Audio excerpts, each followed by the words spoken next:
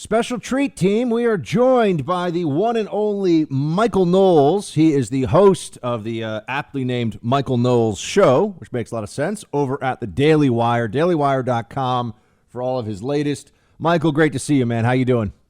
Good to see you, Buck. What's going on? Not much. So I'm here East Coast in the middle of lib crazy town, New York. You're out there on the West Coast in the midst of beach shutdowns. Just first tell me, what is the feeling like right now in California when, you know, in New York, we got hit really badly, right? You guys did not get hit really badly. And yet I keep seeing all these videos, and we've played some of the audio here on the show of like helicopters yelling at people to go inside. And what the heck is going on? Yeah, relatively speaking, California is fine, particularly compared to New York. You may have actually seen one of my videos going around over the weekend because, Buck, I don't know if you knew this when you invited me on the show. You are speaking right now to a criminal. I violated Daddy Newsom's stay-at-home order. I went onto the beaches, and I got these videos down in Orange County over the weekend of helicopters shouting at people, go indoors, stay off of the very wide-open beaches, and crowd into dank apartment buildings. And we went to Huntington. We went down to Newport Beach. The trouble here is that the governor, Gavin Newsom, about a month and a half ago, said more than a month and a half ago, said that California was going to be devastated. It was going to be just like New York. We needed to bring in the hospital ships. We needed a lot of federal aid. None of that happened. He shut down the whole state because all of these two-bit politicians were trying to one-up each other on who could take the virus more seriously. None of that happened. It obviously caused massive devastation in the fifth largest economy in the world. The numbers are much lower, thank God. Very happy to hear about it. And now, instead of lightening up on the lockdowns, they're actually doubling down. Now, as there appears to be no argument left for the lockdown, don't forget the point of it was to lower the curve so as not to overwhelm the healthcare system and buy time for a vaccine. We haven't even come close to overwhelming the healthcare system. We're not going to get a vaccine before this thing spreads. So there's no argument left in California for this lockdown. He doubles down. I think it's about flexing arbitrary power. I think it's about punishing political opponents, which is why Newsom targeted Orange County, which is one of the few conservative counties in California. And I think at this point, it's about covering his political derriere because he got it so wrong that he needs to at least perform the prophecy that he made, which is that this virus would devastate California. So Michael, I just want to know, how is it going for the people in California who recognize this for what it is? You know, out in Michigan, there have been these protests because I actually went years ago and gave a speech in Central Michigan, and Central Michigan is redder than parts of Alabama that you would think of as very red. Central Michigan, people like the right to bear arms. People like their freedoms. I have not seen anything like that yet in California, except there seem to be some protests along one of the beaches. So are those general, you know, is this a politicized protest or a partisan protest like you're seeing elsewhere, where it's generally people that I think are more, you know, pro-freedom, pro-Second Amendment, who are standing up to what they view as an increasingly tyrannical government? Or is this just people saying, hey, open up the beaches, this is so dumb, I don't even care what my politics are?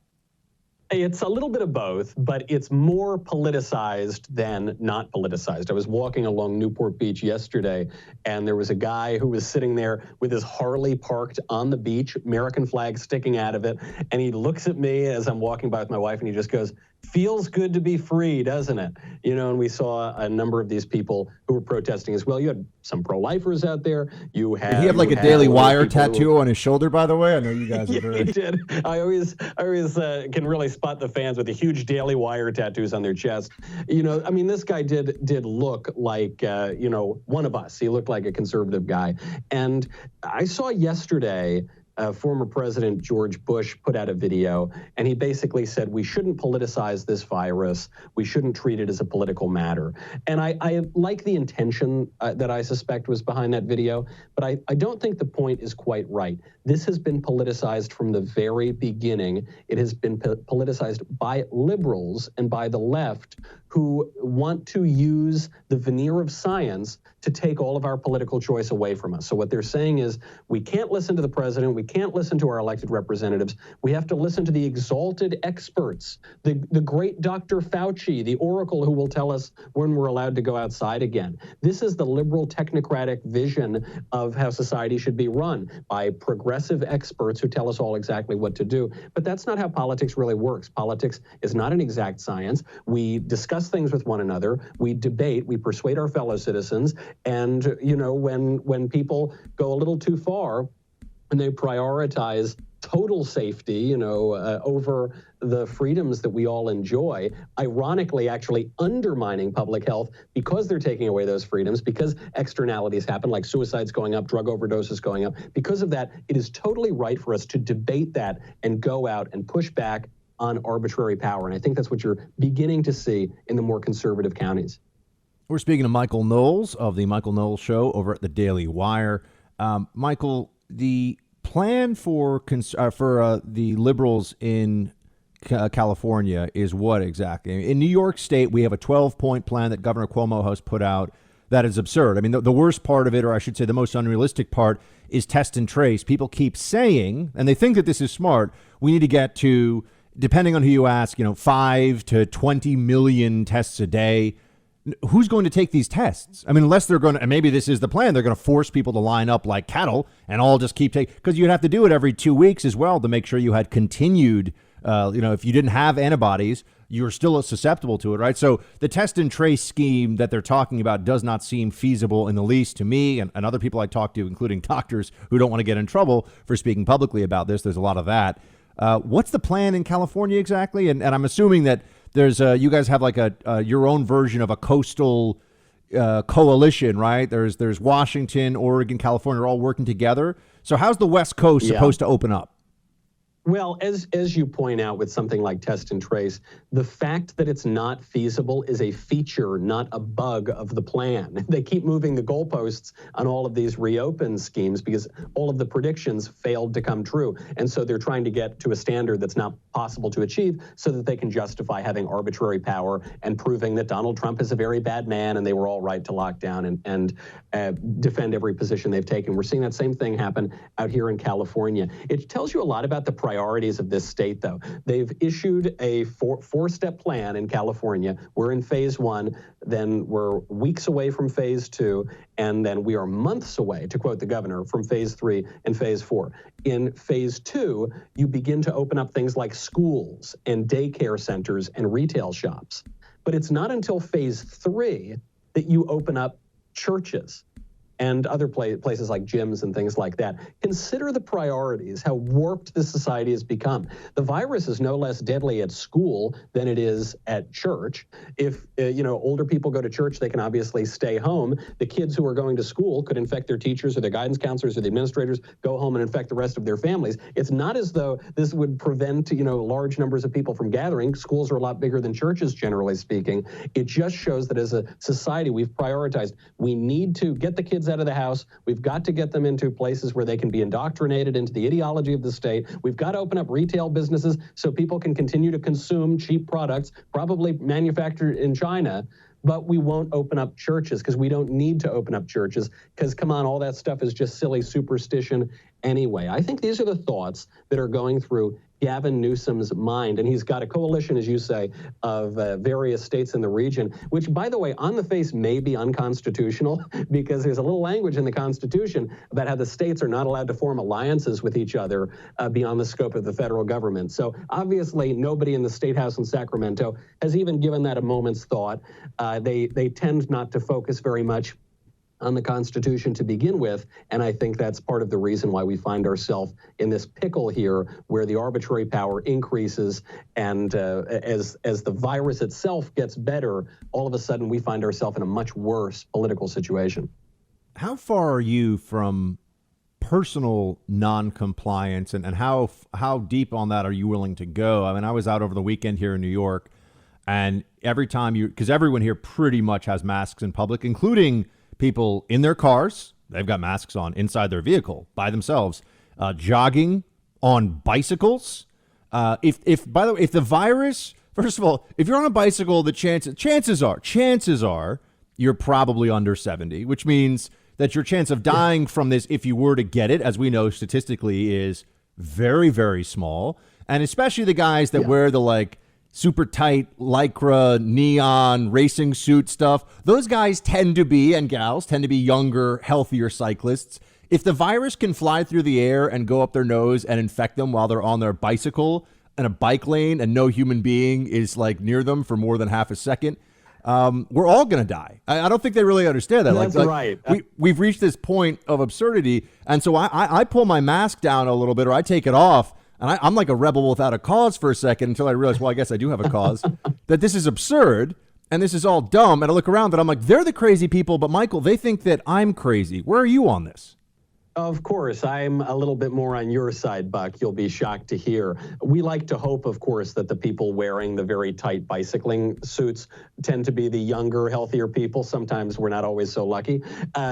This is part of the arbitrary problem, right? Initially, we were told by the Surgeon General, masks do not work. Stop buying masks. Don't buy masks. Multiple exclamation points. Then, about 5 minutes later, the same guy says, hey, by the way, go buy masks. You have to buy masks. It reminds me of that line that could be so often applied to leftism, that which is not prohibited is mandatory. And that's what we're seeing with the masks. Of course, people wearing masks in their car are like people who wear socks in the shower. They don't seem to understand what the purposes of masks are anyway. The point here is to take reasonable mitigation, but unfortunately people have been whipped up into hysteria here. And so no, if I'm walking out along the beach and I'm 10 feet away at least from anybody, I'm not going to wear a mask. A funny point on the beach, of course, I'm non-compliant to begin with because I have gone to the beach, and yet researchers out of East Anglia University are showing that there's a significant correlation between a vitamin D deficiency and risk from coronavirus. So it would seem to me probably pretty healthy to go out and get a little bit of sunshine. That's true most of the time, but we're now past the point of staring coldly and objectively at the facts. We're now at this point of whipped up hysteria where if you walk out onto the sidewalk without a mask, people look at you like you're a character in Contagion. They look at you like you're personally massacring their grandparents or something. That level of social hysteria is not sustainable, but it does. A guy in Boston got arrested for pulling a knife on somebody who was jogging without a mask. Did you see that? I mean, that's where, and we know this is a real story because there was an arrest made. This is a real thing. That's where we are with all this. I mean, I just wonder when it becomes a duty for those of us who have platforms to start saying, if your conscience dictates non-compliance, which is effectively civil disobedience. I mean, I think that's where we're in New York. We're going to have that before they stop.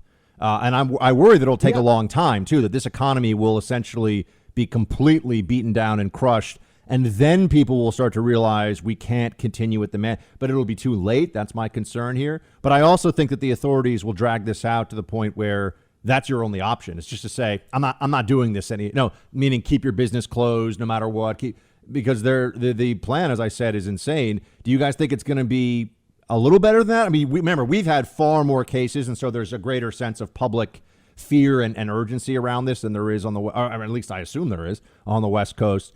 Do you think that, is Newsom going to let this stuff go loose by June, July? No, absolutely not. The reason why they're not going to loosen up, no matter if it's California, which is doing basically fine, or New York, which is doing less fine, is that there's no political incentive to reopen. Left-wingers in the media like Bill Maher told us months ago that they were praying for an economic recession because that would cause some pain, but it would be a lot better than having 4 more years of Trump. So they've already got that in place.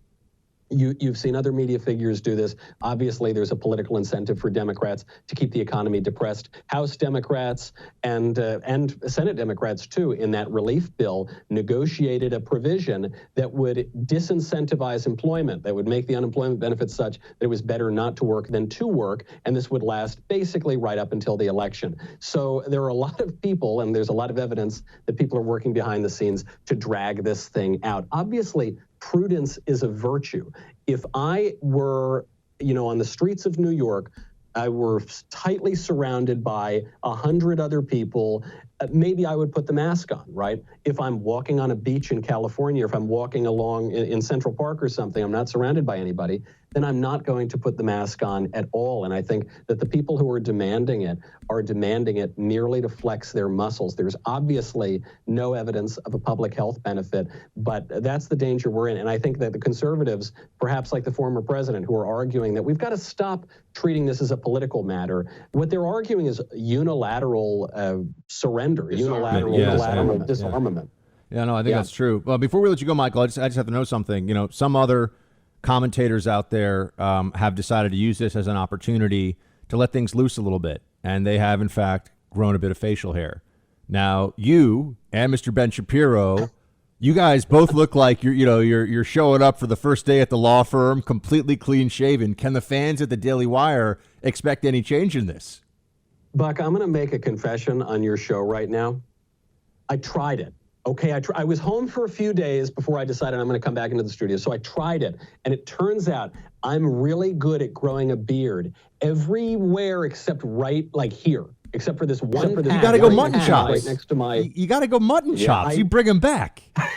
If you and Ben, first of all, Matt Walsh has had a man beard for like the last decade, so we know Walsh he's already been there. Like Walsh was born with a beard, I think. Like he came out actually as an infant with a beard on. But you and Shapiro.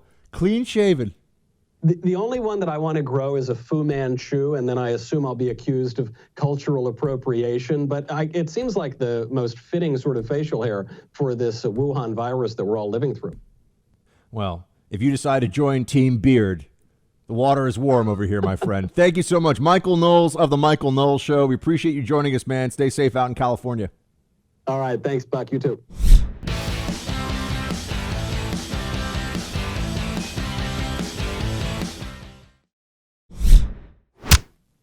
Well, I think we're going to have a vaccine by the end of the year. Now, the doctors would say, well, you shouldn't say that. I'll say what I think. I've met with the heads of the big companies. These are great companies. Yeah, I think we're going to have a vaccine much sooner rather than later. I think it will be. I think that will be done. I would rather have, frankly, therapeutic, meaning something to make people better, if not a cure, at least a therapeutic. The president's right that a therapeutic is our best short-term scenario of real victory here. I'm saying we'll have a vaccine by the end of the year. Remember, there's a lot of wiggle room in all this. Does that mean that we have established what the vaccine is, but still have to go through human trials, which are very lengthy, and then have to get the vaccine produced in quantities that are large enough for people so that we can actually get the vaccine to create herd immunity among the whole global population, starting in the United States, but expanding everywhere else too. There is something called the human challenge trial, which you don't hear much about, and I wonder if you're going to start to hear more of it. It's removing some of the safety barriers for people to take a vaccine, and I would wonder, there's a huge ethical debate around this. Remember, it's individuals who are being told you're going to be effectively a guinea pig here, which is different than the way they do trials right now with a lot of safeguards built in. This would be, we think we have a virus that works. Does anyone want to try this? That's what a human challenge trial is. It's an extreme scenario, but aren't we in an extreme scenario? And is it worth discussing if people want to do this?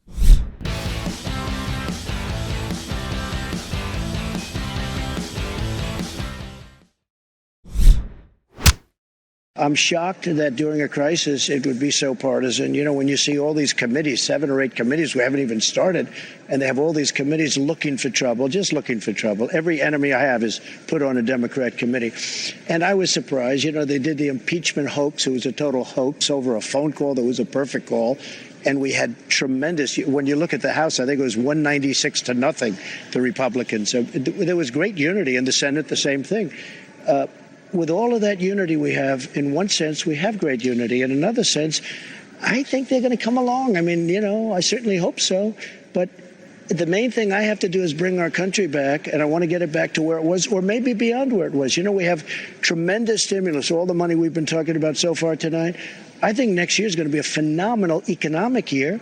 We can never forget all the people that have died, the souls that have been lost in this horrible thing that shouldn't have happened. Just shouldn't have happened. It was such a horrible thing. And there's a lot going on about finding out the answer to that, because this is something that should never have happened. It should never have happened. And we'll get into the role that China has played in all of this. But I am seeing this very troubling trend toward pitting law enforcement against the population with the enforcement of stupid rules that they've just made, that have just been, these are not passed by legislatures. This is just the governor or whomever at the state level saying, this is what you're going to do. Because this is government by because I said so, or because the experts say so. That's what they claim. Here is Mayor Lightfoot, who is showing up on the streets with a whole crew around her, right, with a whole squad of various government officials, including law enforcement, walking around the streets of Chicago, making sure that people are distancing enough. And if they're not, she's letting them know that they will very possibly be arrested. Play 11. Now, I've directed Superintendent Brown to order all police districts to give special attention to these parties. And this is how it's going to be. We will shut you down. We will cite you. And if we need to, we will arrest you and we will take you to jail. Period. There should be nothing unambiguous about that. Don't make us treat you like a criminal. But if you act like a criminal and you violate the law and you refuse to do what is necessary to save lives in the city in the middle of a pandemic, we will take you to jail, period. That is a pretty good summation of what tyranny in America would sound like. We're doing this to save lives. Do everything we say, or else you're a criminal because we're doing this to save lives.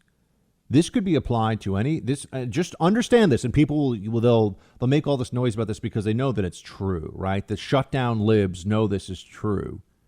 You could make the same case about any flu season. Lock people in their homes because you're saving lives. You're not allowed to leave your home, peasant. We, the echelon of society that make the decisions for you, the ruling class, we've decided that this is the way it shall be, and so it shall. And we will take people who are in law enforcement and tell them to use force against you if you have any problem with this. This is insane. This is insane. The risk of young, healthy people congregating even in a group of 5 or 10 people on the street in Chicago in sunny weather, of spreading this disease to each other, and even more than that, of having this disease be a serious problem for them, assuming they're not in a high-risk age category. And let's be honest, who do we think there are a lot of 80-year-olds who are gathering in groups of 20 saying, we will not comply? No, of course not. There's people in their 20s and in their 30s and in their 40s who are saying, look, this is crazy. And they're right. That's the problem. This is what the government yet hasn't conceded. That if you're in your 20s, your 30s, you basically have a non-existent risk for this. The media has been so irresponsible. Oh, there's this person who's 25 who died from this. Okay, how many 25-year-olds have died in the same month from any number of causes out there? How many people that are 25 really die from COVID-19 in this country? I mean, there's a stats over the weekend that I think 10 people under 30 in all of Italy died from this. 10 people. I mean, Italy's a country of tens of millions of people. 10 people under 30. People can die from any number of things. You can die from strep throat. True story. You can. You can die from cutting yourself in the shower and getting infected. Now, people say, oh, but look at the huge death toll. Right. Where is the concentration of mortality in the death toll? If you cut out people under 50 from the death toll, this is not a major public health issue. If you were to cut now for people over 50, it's very serious. For people over 70, it's urgent. But wouldn't it be smarter to focus on, helping those who have the higher risk instead of this universal lockdown policy? But more than that, you're going to take people to prison? Think about how it would feel if you got taken to prison, because we're also all on edge now. And we've had enough of this social distancing orthodoxy that is being rammed down everyone's throats all the time. And if I'm within, 5 feet of someone on the street, it's like I've committed some unpardonable sin. No, in reality, the chances of me actually having active infection right now, given what's going on in New York, it's very low. And even if I had active infection, the chances that I'd give it to somebody through casual open air contact walking past them is basically zero. And this is what the science says. And yet we're all told, oh, no, you can't do this. You can't be out in a group, or you have to wear a mask if you are. But there's also this, how dare you challenge my authority side to this, from Mayor Lightfoot, from Mayor de Blasio, from a whole bunch, from Governor Whitmer, from Governor Cuomo, from Governor Newsom. You don't challenge my authority. You do as I say. What law exactly is this falling under? Where's the, you can be outside, but you can't be too close to people, but you should wear a mask, but you don't have to wear a mask. But if we tell you you can't be outside because there's too many people, listen to us or else you're going to prison. Where is that law? I just want someone to show me where that is in the law books. The arbitrary arrest for lack of social distancing law. Now, we operated in good faith. I would say probably too much good faith in the early phase of this. Meaning we thought the government would be, and this was a mistake, we thought the government would be reasonable. All right, you need 2 weeks. We all need 2 weeks to deal with this problem. As I've said, 2 weeks we could have done, no question. Business, I'm not saying it wouldn't have hurt. I'm not saying people wouldn't have lost wages, but we could backfill that and we'd be all right. 2 weeks, maybe. 4 weeks, a lot. 6 weeks, crazy. 8 weeks, we're just destroying our economy now, and we're listening to people who have no scientific basis for what they're telling us to do, and then claim the science is on their side. Why are schools? Producer Mark just told me that New Jersey is shutting down schools for the rest of the year, and now there's talk that schools, and I say talk, it hasn't happened yet, but talk that schools may not even be open in the fall. Kids, people under 20 are at effectively zero risk from this disease. So they're not allowed to have an education anymore. They're supposed to stay home. And we've already seen the spikes in child abuse. We've seen the spikes in substance abuse in the home, in front of kids. I mean, there's a lot of bad stuff going on. Millions and millions of people are locked in very negative situations that don't get tallied when we're looking at the cost of all of this, but should be. Well, there are people out there who want to tell you that if you have a problem with any of this, you're a bad person. If you have an issue with any of this, here's fake Tapper, America's most fraudulent newsman, in that he pretends to be a nice, good guy on camera, but does DNC bidding all the time and is personally a psycho, thin-skinned jerk. Here's Jake Tapper asking Governor Whitmer about whether or not the protesters are, well, here, I'll just let the exchange happen. You can hear it for yourself. Play 21. These protests came after President Trump tweeted, liberate Michigan. He tweeted, quote, the governor of Michigan should give a little, put out the fire. He said that these are very good people about the protesters that were featured in the video, to which the executive director of the Jewish Democratic Council of America, Haley Sofer, who's from Lansing, Michigan, she compared those comments to President Trump referring to those marching alongside neo-Nazis in Charlottesville as very fine people. Is that how you see these protesters, in that vein, in that extreme? Well, some of the outrageousness of what happened at our Capitol this week, depicted some of the worst racism and awful parts of our history in this country. You know, the Confederate flags and nooses, the swastikas, the, behavior that you've seen in all of the clips is not representative of who we are in Michigan. So I just want to be clear. I have not, and I just looked at the footage that I saw. I did not see swastikas. Were there a lot of swastikas at the Michigan protest? Am I missing something? Producer Mark, did you see any swastikas at the protest? I'm asking him, did you see any? I didn't see any. I haven't really seen much, but no, I did not see any in the little I saw. That's. I mean, look. I mean this. That would be news to me. But is the plan here to look at a few people who maybe are crazy? There are stupid racists in the country. Fine. But now if you oppose a lockdown order that I'm sitting here and I'm telling you, I'm speaking to medical experts who will tell you, and you've heard from medical experts like those doctors out in California who were pulled off of YouTube, that lockdowns don't make sense. But notice the moral blackmail that is coming. Oh, so you side with those neo-Nazis, the people that are just like now if you want small businesses to be able to operate so that they're not destroyed forever, you're like the tiki torch morons in Charlottesville. That's where we are. That's what the government, what the media rather, and the government from Whitmer. That's what they want to tell you. This is absurd. I mean, this is crazy. But they're getting ready to make this just like that issue. Meaning, if you are pro-open, you're a racist. You believe in swastikas, and you are a horrible person. And wait a second. But they've told us that you can't be locked down forever. So we're all effectively supposed to be on the reopen side. It's just a question of how soon we reopen. But if you want to reopen sooner than some Democrat consensus/media plan, you're now a neo-Nazi? Look at how quickly that turns around. Look at how that happens. That was stunning, wasn't it? It really is a moment where you have to step back and say, wow, the media is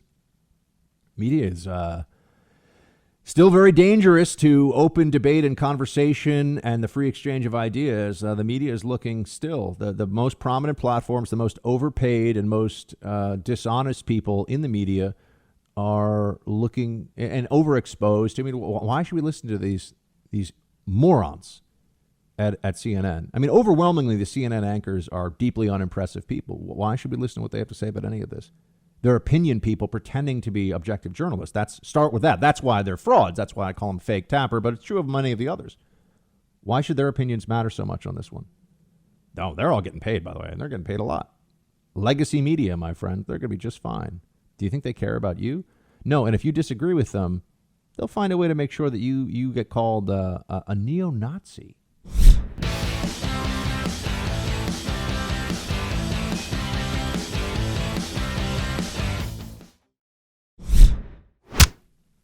What they really treated the world badly on, they stopped people going into China, but they didn't stop people going into the USA and all over the world. So you could fly out of Wuhan, where the primary problem was, all of the problem, essentially, also where the lab is. But you could fly out of Wuhan and you could go to different parts of the world, but you couldn't go to Beijing and you couldn't go to any place in China. So what's that all about? In other words, they knew they had a problem. I think they were embarrassed by the problem, very embarrassed. And, the case could be made. They said, hey, look, this is going to have a huge impact on China, and we might as well let the rest of the world, because the last people they want, we've had a great year against China prior to the virus coming. I told you, 67 or so years, the worst economy they've had. Worst they've almost on record that they've ever had because of my negotiations and because I taxed them on the product that they brought in. And by the way, they paid for that tax. It wasn't our people. They paid for that tax. They devalued their currency. But here's the thing. They allowed this to go into our country. They allowed it to go into other countries. That is the big problem that China is going to have going forward here. Increasingly, the evidence suggests that what China did is hide in the early stages, and this is the new part from over the weekend, new reporting from intel sources cited in the media, that the Chinese used that lockdown, or used rather that period of lying about Wuhan virus to stockpile the necessary material to fight it, which would mean that not only were they telling us that it was fine, they were making sure that they were all geared up to deal with the pandemic. And essentially, it's like insider trading, but instead of for a stock for a pandemic. Like they're maneuvering for the best result for their country while other countries are about to get hit. And remember, the virus came from China, right? So this isn't just a virus that happened and China figured it out first. No, China is the cause of this global pandemic, but also in the early days seems to have been hiding it from us while they were stockpiling, which is just, it's going to be too much for a lot of people. Ted Cruz gets it. He says that they have a tremendous responsibility here. The senator's correct. Play 19. If you look at the pandemic itself, the communist government in China bears enormous responsibility, enormous direct culpability for this pandemic. We know they covered it up. We know that when heroic whistleblower doctors tried to draw attention to it in December of last year, the Chinese government shut them up. It punished them. It silenced them. Had they behaved responsibly and sent in health professionals and quarantined those infected, there's a real possibility this could have been a regional outbreak and not a global pandemic. and the hundreds of thousands of deaths worldwide are, in a very real sense, the direct responsibility of the communist Chinese government's lies. It's very true. What are we going to do about it? I think for right now, unfortunately, the answer is very little. I had the Secretary of State on last week. I asked him about this. I asked him about accountability for China, and he's a diplomat. That is his job. So he says we have to focus right now on fighting the virus, and that's going to mean also coordinating not just with European allies, but also, some of the Asian countries have done a very, very good job, as we know, South Korea, Japan, but coordinating with China to some degree. That's going to happen, buying material from China, supply chain issues. We've learned so much here. Unfortunately, we've learned when it comes to our relationship with China, we have learned it the hard way. We are paying a very dear price for this lesson, and it's one that we should have been in a much better position than we are before having to suffer through all this.